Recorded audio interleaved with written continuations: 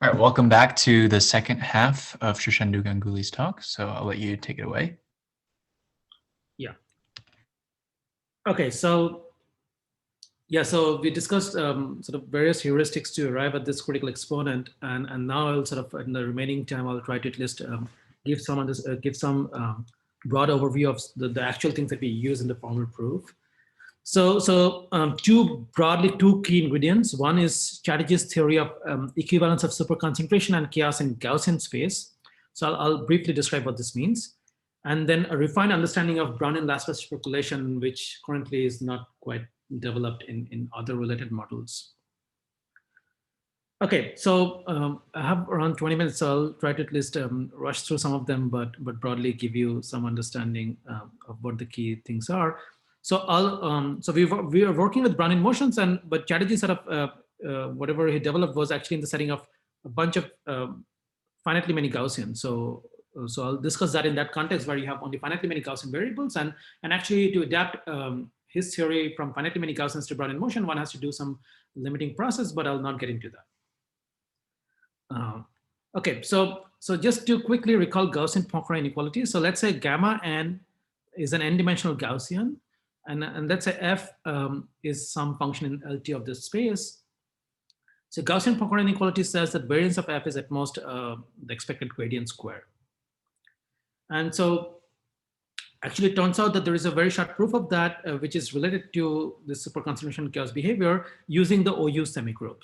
So in particular, let's recall what the OU semigroup is. So I already defined what the OU process is in some sort of slightly vague sense. It turns out that the associated semigroup PT has this like it's actually completely obvious from the coupling that I described. So for any f and any x, so PT of f at x is simply the expectation of f at this point. So e power minus t times x plus square root of 1 minus e power minus 2t times z, where z is an independent standard Gaussian. So basically this expectation is over z. And okay, this is, you don't have to look too much into this, but this is something that falls out directly from the description of the diffusion. And the associated generator is the Laplacian minus x times the gradient. And it turns out that this right-hand quantity is simply the Dirichlet form corresponding to this generator. Okay, and the key formula that actually was used in Chatterjee's work is what is known as the dynamical formula for variance, which is a simple formula but has very nice consequences in this LPP setting. It's the following thing. So essentially, so if you take two functions f and g in the L2 space, let's say both of them are centered and all that. So then covariance of f and g is simply the integral in time of the Dirichlet form between f and pt of g. So pt is because so E is the Dirichlet form which I've defined here. So Dirichlet form between two functions f and g is simply the expectation of the gradient of f inner product gradient of g. So the precise definitions are not super important, but it turns out that the covariance has a simple looking integral representation in terms of the Dirichlet form. And it turns out that if you plug in the expression for pt that I showed a couple slides before, it turns out that the Dirichlet form looks like this. It's e power minus t times the expectation of the inner product between gradient of f times pt of the gradient of g. Okay, and you can put f equal to g, which means that the left-hand side would become the variance now, and the right-hand side would become e power minus t expectation of gradient f pt of gradient f.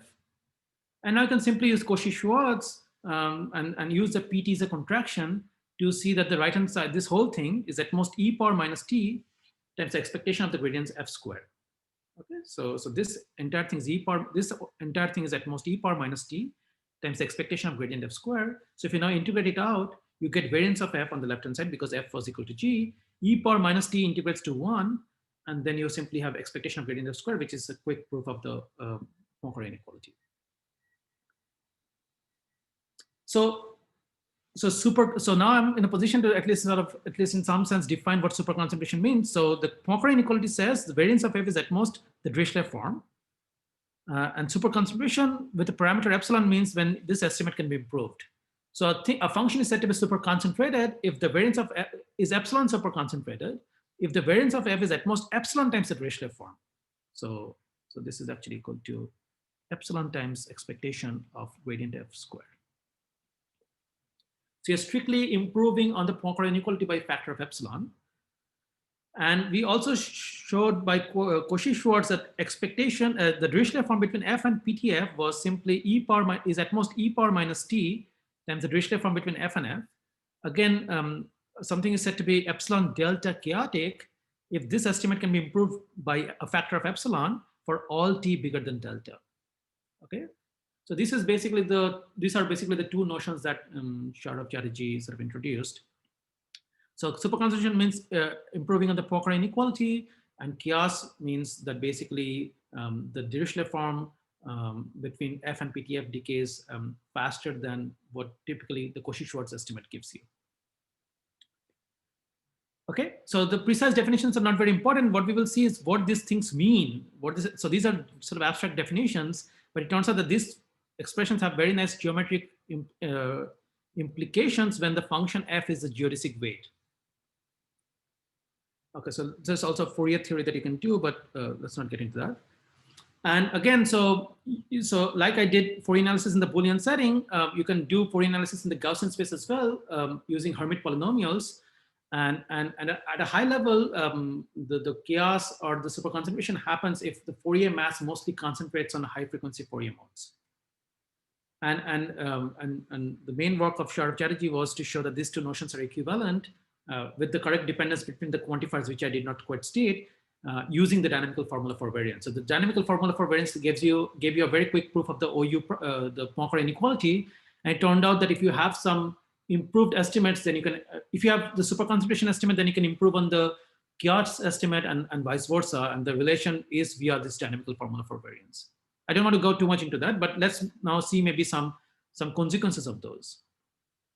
Okay, so let's look at discrete Gaussian polymer. So because all of these things work nicely in the Gaussian setting, so now let's pretend that these are all ID standard Gaussians. And let's call the time zero geodesic at gamma 0, time t geodesic at gamma, time t geodesic as gamma t, and f would be the geodesic weight. So recall that the Dirichlet form between f and PTF is simply e power minus t, expectation of the inner product between gradient of f and gradient of ft. So this is where the nice thing happens. So the gradient of f is actually something nice. So these are all continuous variables. So if you take the gradient of the geodesic weight with respect to any variable, microscopically, that variable will only matter if that variable was on the geodesic. So gradient of f at a particular v would be simply indicator of the vortex belonging to the geodesic. Similarly, gradient of f at t would be the indicator that the vortex belongs to the geodesic at time t. So you see that the Dirichlet form, which was slightly an abstract looking object, because of this representation, which is e power minus t, you can forget that for the moment, times the expectation of the inner product between the two gradients at two different times, there's a natural way that the overlap of two geodesics come into the play. So basically, if you put these things together, you will see that the Dirichlet form between f and PTF is simply e power minus t times the expected overlap between the geodesic at time 0 and the geodesic at time t. Okay, so again, this is a very simple algebra. I don't want to spend too much time on that, but that's really the nice thing that happens. This sort of abstract looking formulas actually yield something very natural about the overlap between geodesics. So okay, now let's see what the dynamical formula for variance says. So variance of f is the integral of 0 to infinity e power minus s expected overlap. I sort of plugged in whatever we did in the last slide in place of the Dirichlet form. It turns out you can show that this is decreasing. This whole thing is decreasing actually. This is a consequence of spectral theory, which I don't want to get into, but this integrand actually decreases as a function of s. So this integral, you can lower bound by the integral from 0 to t for any t. And because of this decreasing property, you can simply say that this whole integral is bigger or equal to t times e power minus t times the expected overlap at time t. So this is a simple consequence of the dynamical formula for variance and the monotonicity property of the Dirichlet form. Okay, so of course, for discrete Gaussians, we don't quite know variance of f is n to the 2/3, but suppose we knew that, and we do exactly know that if things were actually Brownian motion, So if you plug that in, so you see that n to the 2/3 is bigger than t times e power minus t, expected overlap at time t. So you can see that if t is much, much bigger than n to the minus 1/3, you will get that the expected overlap is much, much smaller than n, which is all you wanted to show. So again, this is partly formal, partly heuristic, because this input is not quite known for the discrete Gaussian noise field. But you can take this formula and then pass to the limit from discrete Gaussians to Brownian motion. And there you actually do know that the variance is n to the 2/3. And there you can actually make this conclusion formal. Okay, so that's a very quick way to see that formally almost, modulo this sort of discrete to continuous Gaussian thing, that for t in the supercritical region, t much, much bigger than n to the minus 1/3, the overlap is very small. But this is actually coming back to Amal's question. So this only bounds the expected overlap, this approach. And so the actual way that the theorem was stated was simply using Markov on top of that to get some high probability lower bound. Okay, so that's the supercritical argument, which is actually a very short proof using, and something similar was already there in Chatterjee's work. And the key work which went into this recent papers with Alan is to understand the subcritical regime, where you want to show constant overlap. Okay, so I'll try to be quick. So we want to show that the overlap is macroscopic. So suppose the overlap is small, then you can, so in this picture, the red path is the geodesic at time t, the blue path is the geodesic at time, so the red path is the geodesic at time 0, the blue path is the geodesic at time t. So let's pretend that they don't overlap too much. So then you will have excursions between them, and the excursions will cover up most of the length. So of course, the excursions could be of different scales at different places, but for the purpose of the discussion, we will pretend that they are all of the same scale. And so the most basic case will be when there's just one large excursion. So if the scale of the problem is, let's say, n, if the box size is n, you could potentially have one very long excursion of size roughly n as well. And so we will sort of discuss how to show that this picture is unlikely. So it turns out the key input, which is also a consequence of the dynamical formula for variance, is weight stability. So the dynamical formula for variance was useful to show that for large times you don't overlap, but it also actually can be used to show that for small times the weight is not too different. So MNT, recall, is the weight of the geodesic at time t. So it turns out that using this sort of dynamical formula for variance, you get an estimate of this kind. Expected L2 distance between MNT, the weight at time t, and the weight at time 0. So the weight of the geodesic at time t minus the weight of the geodesic at time 0 squared is less equal to n times t. So that's an estimate that actually is true for all t. So which means that if t is actually much, much smaller than n to the minus 1/3, then this quantity is actually much, much smaller than n to the 2/3, which means that the difference between these two is little of n to the 1/3. Because if you square them, you get little of n to the 2/3. Right? So it basically says that for small times, we want to show that the geodesics are stable, but the Fourier analysis theory involving dynamical formula for variance directly tells you actually the weights are very stable. The weights don't change too much. And so the main work is to show that how this can be used to show that the geodesics also don't change too much. So this is exactly what I said. So the blue path using this weight stability input, the blue path at time t, so this is something that you have to keep in mind. So the blue path lives on the time t space. The red path lives at time 0 space, and their corresponding weights differ by little of n to the 1/3. However, because these two live in two different time spaces, it's hard to compare them. And so generally things are easier to compare if they're both living in the same noise space. So if in some sense, both the paths actually were living at time 0, then it would be easier to compare them. And so this leads to the key technical idea, which is the following. So it's a proxy construction. So what we want to do is we want to construct a proxy for the blue path. So the blue path was a geodesic at time t. We want to construct a proxy, a green path, which is going to live at time 0, and will have two nice properties. So we'll call the proxy as gamma t to 0. So somehow it sort of traces the shadow of the path at time t at time 0. So we want to construct such a path gamma t to 0, which satisfies two properties: weight mimicry. this, so this is sort of important. So the weight at time 0 of the proxy it should be close to the weight at time t of the geodesic at time t. Right? So we want to take the geodesic at time t, look at its weight, and somehow construct an approximation at time 0. So we want to say that the path at time 0, so this lives in time 0 space. So the weight, the 0 time weight of this path should be close to the t time weight of the geodesic at time t. So that's the weight mimicry property that this must satisfy. And then we also want excursion mimicry. So we want to say that the blue path and the green path should roughly look similar, which means recall that the red path was the geodesic at time 0. So we want to say that if the blue path had some excursion about the red path, then the green path must also have a similar excursion. So we want to sort of say that the geodesic at time t is mimicked by the proxy geometrically and also in terms of the weight. So those are the two nice properties that we want our proxy to satisfy.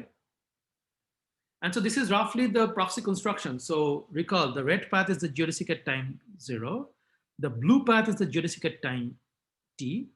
And what we do is actually we lay down some points on the blue path and look at the time 0 geodesic between those points. So of course, these are all random points, so one has to be careful. But that's roughly what the construction does. So it lays down points on the blue path and looks at the time 0 geodesic going between those laid down points. However, the separation between the points actually depends on what the length of the excursion is that we are trying to preserve. So actually, formally, the proxy construction takes as input a scale. So suppose I know that there is a scale that I want to mimic the geometry at, then the proxy construction will depend on that scale. So for every scale, there is a different proxy construction. But these are details that I don't have time to get into. But roughly, this is how the proxy is constructed. And the weight mimicry part is satisfied because of the following thing. So we know that the weight stability input is there from Fourier analysis, that given any 2 points, the weights at time 0 and weights at time t don't quite change. So which means if you look at this marked point, the weight of the blue path between those 2 marked points and the weight of the green path, they should be pretty close to each other. So that's sort of the rough intuition. However, recall that these points will be all random and the weight stability input was only about 2 fixed points. So this is sort of a issue. So the input was about deterministic points. Here we somehow want to say that for any random point, the weight of the green path and the weight of the blue path are pretty close to each other. And so it turns out that one has to come up with percolation theoretic arguments to develop uniform in space-time version of that. So what do I mean by that? So this was the weight stability input given any 2 fixed points. So take any box in your space. So let's say a box is good if for all points in the bottom 1/3 of this box and the top 1/3 of this box, the weight between those 2 points at time 0 and at time t are close to each other. So we say a box is good if such a nice thing happens. And it turns out that you can prove using this input that the probability that a particular given box is bad is like tau to the alpha, or at most tau to the alpha, where tau was the time, the subcritical time. So recall that we are in the subcritical regime, so tau is much, much smaller than 1. So probability a box is bad is actually small. So now you can actually use some coarse-grained LPB problem. So you can say that no path passes through too many bad boxes. In particular, the geodesic at time 0 and the geodesic at time t don't pass through too many bad boxes, which means that this input, which was about deterministic time, can also be used for most points on those paths, and which actually can be then used to show that the proxy and the blue path are close to each other in weight. I'm maybe going a bit too quickly. I'm running out of time, so hopefully it's not too bad. So let me just do one dominant excursion case. So the blue is the so the blue path is the geodesic at time t, the red path is the geodesic at time 0, and the green path is the proxy from time t to time 0. So it turns out that you can show, just by 1 point stability, the weight of the blue path minus the weight of the red path is order tau to the 1/2 and to the 1/3. Okay, tau is very small, so these are very close to each other. Using the proxy construction and the weight mimicry, it turns out that the weight of the green path minus the weight of the blue path. So green is a proxy for blue. Blue lives in time t, green lives in time 0. The 0 time weight of the green path and the t time weight of the blue path are close, like order tau to the alpha times 10 to the 1/3. So if you put these things together, you will see that the weight of the green path and the weight of the red path, their difference is actually very small. So and now you're back to a situation where you have both the two paths living on the same noise space. So previously we started with the blue path, which was at time t, and the red path, which was at time 0. And somehow using this and triangle inequality, you have reduced to an analysis of two paths, red path, which is the geodesic at time 0, and the green path, which is not the geodesic, but still a path at time 0, whose weights are very close, which means the green path is a near geodesic. And so their weights are very close to each other because tau is very, very close to 1. So maybe let's not do the general excursion case. I don't have time for excursion mimicry too much. So let me just quickly, yeah. So basically, so here is something that I want to maybe rule out. So I have the red path, which is the geodesic, and the green path, which is the proxy. I know that their weights are very close. So the difference of their weights is order tau to the alpha n to the 1/3. However, one can actually prove using a transversal fluctuation results that the green path would be at distance roughly n to the 2/3 from the red path.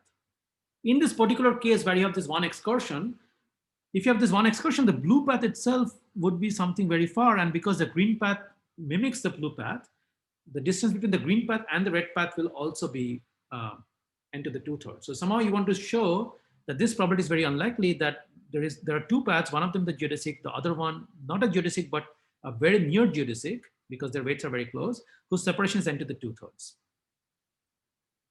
And so here it turns out that sort of understanding the geodesic weight profile is actually crucial. So recall that in one of the earlier slides, I said that if you take one point and look at the geodesic weight profile as the point varies, the behavior is like a parabola times some area 2 process, which locally looks like a Brownian motion. And now you can do it from two sides. So let's say here is your 0, 0. Here is your NN. And here is your x plus y equal to n lines, let's say. So you have two independent noise space, which are separated by this line. So you have these two parabolas and two locally Brownian area 2 processes, type processes. And you want to understand whether there can be a situation where the geodesic passes through here, and there is a green path which passes through here. So where does the geodesic pass through? The geodesic really passes through where the sum of these 2 points, sum of these 2 functions is maximized. And it turned out that this sum of these 2 things, and individually, they look pretty close to a Brownian motion plus a parabola. And so this was done in rather sort of refined sense by Alan Hammond so he proved a Brownian bridge version of that, but more recently, Jake Calvert, Alan Hammond, and Milind Hegde proved actually what we need, which is that this process, if you look at any compact interval, really looks close to a Brownian motion. If the compact interval sort of moves away because of this parabolic shift, there has to be some adjustments that need to be made, but at least locally, they look very close to a Brownian motion. Okay, so like I said, so the geodesic passes through the point where the sum of these 2 Brownian motions plus maybe a parabola is maximized. And the green path exists if there is a near maxima really far away. So we have to rule that out. Yeah, I think I'm already out of time, so that maybe quickly finish that. So the geodesic passes through the maximum. And by Brownian motion comparison, nearby, the profile looks like a Brownian motion around its maxima. So basically, it looks like, suppose this is the place that the maximum is attained. So the Brownian motion looks like a Brownian motion conditioned to stay below 0. And so basically you can show that the probability that it comes within epsilon at distance roughly 2 to the k. So it comes within epsilon times 2 to the k by 2 at distance roughly 2 to the k, decays like epsilon. So it is exactly how we would expect Brownian motion to condition to stay away from 0 to behave like. And so using that, you can show that this probability that the green path is n to the 2/3 away from the red path but has weight which is very, very close to that of the red path, tau to the alpha times 10 to the 1/3, that probability decays like tau to the alpha. So that rules that out. So in summary, so you have the red path and the blue path living on two different time spaces. We construct a proxy for the blue path, which is the green path, that mimics the blue path in both weight and geometry and lives on time 0. So now you have the common ground on which you can compare red path and the green path. And you can, at least in this sort of toy case where you have this one large excursion, use the fact that the geodesic passes through the maximizer of a Brownian motion roughly, and then the green path existing and having weight so close roughly means that the Brownian motion condition to stay below 0 comes pretty close to 0 far away. And that is quite unlikely to show that this event is very unlikely. But again, so this is a heuristic overview because there is, so we discussed only the case where there is one single excursion, and the actual proof is significantly more delicate, needs to consider excursion of all sizes. And even the proxy construction only works if the excursions are of some moderate size. And it turns out that for very small excursions, if the picture looks something like this, and the excursions are tiny, then the proxy construction will fail, and you actually have to have a separate argument to handle that case. Anyhow, so I think I'm already out of time. I had a few more slides, but I'll stop here. Thanks. I'm happy to answer some questions, I guess. Okay, well, let's all thank Shirshendu for a great talk. All right, so I'm going to stop the recording.